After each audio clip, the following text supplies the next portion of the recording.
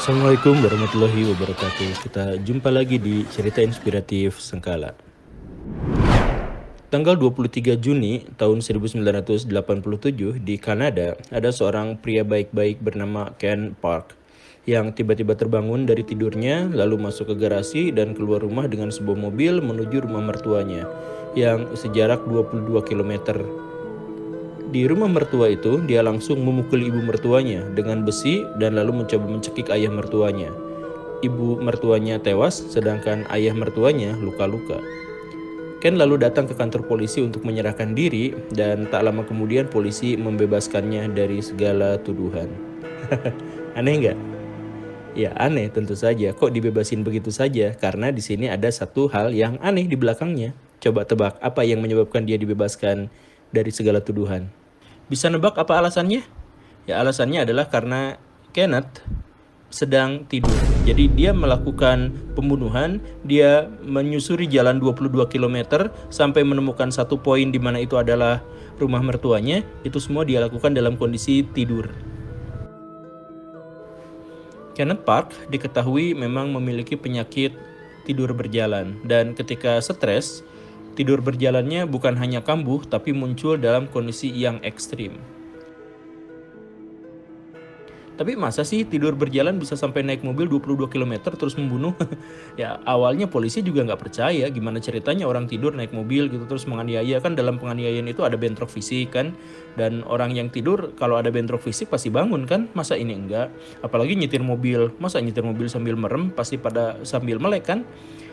Ya memang sebenarnya nyetir mobilnya melek, menganiayanya juga melek, tapi otaknya tidur. Nah disinilah masalahnya. Otaknya ada dalam fase di mana ia mengira ia sedang bermimpi. Polisi serius dalam hal ini, polisi sudah berusaha untuk menjebaknya dengan berbagai pertanyaan psikologis dan bahkan melibatkan alat pendeteksi kebohongan. Tapi jawaban dari orang ini konsisten dan jujur bahwa dia melakukan segala pembunuhan tanpa kesadaran. Dia sedang tidur. Polisi lalu mendatangkan dokter spesialis, datangkan psikiater dan yang lain-lain ya, yang kayak gitu ahli syaraf dan lain sebagainya. Dan semua ahli-ahli itu mengatakan bahwa Ken memang sedang tertidur waktu dia membunuh.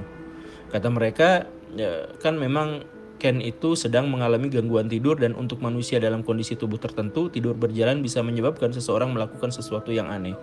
Ada yang bekerja dalam kondisi tidur, itu serius ada ya. Ada ngasuh bayi sambil tidur, ada yang nonton YouTube sambil tidur, dan lain-lain. Aneh nggak? Ya dalam dunia kedokteran ini nggak terlalu aneh. Memang banyak atau ada kasus-kasus semacam itu. Jadi apa pelajaran yang bisa kita ambil hari ini? Simple, ketidaksadaran atau ketidaktahuan seseorang akan satu hal menyebabkan tanggung jawabnya atas hal yang dia lakukan menjadi batal. Jika seseorang tidak tahu bahwa naik kendaraan di lajur kanan adalah pelanggaran lalu lintas, maka kesalahannya dimaafkan atau dimaklumi karena dia tidak tahu. Jika seseorang tanpa sadar menduduki seekor kucing sampai mati, maka ia bebas dari tanggung jawab karena dia tidak sadar. Dan begitupun sebaliknya, jika sobat tahu bahwa berkata toksik itu merusak manusia, tetapi sobat melakukannya karena kenyamanan, sobat bertanggung jawab penuh atas dampaknya. Jika sobat tahu dan sadar bahwa membiarkan kejahatan terjadi, tapi sobat melakukannya, maka sobat punya tanggung jawab penuh dan langsung atas dampak dari kejahatan itu. Sederhana kan? Pengetahuan, kesadaran, dan kemampuan itu berkonsekuensi pada tanggung jawab. Semakin besar pengetahuan, kesadaran, semakin besar tanggung jawabnya. Maka amalkan setiap satu pengetahuan yang sobat miliki, dan dari situlah Baraya benar-benar bisa memahami makna kemanusiaan. Terima kasih, semoga baik-baik saja hari ini. Assalamualaikum warahmatullahi wabarakatuh.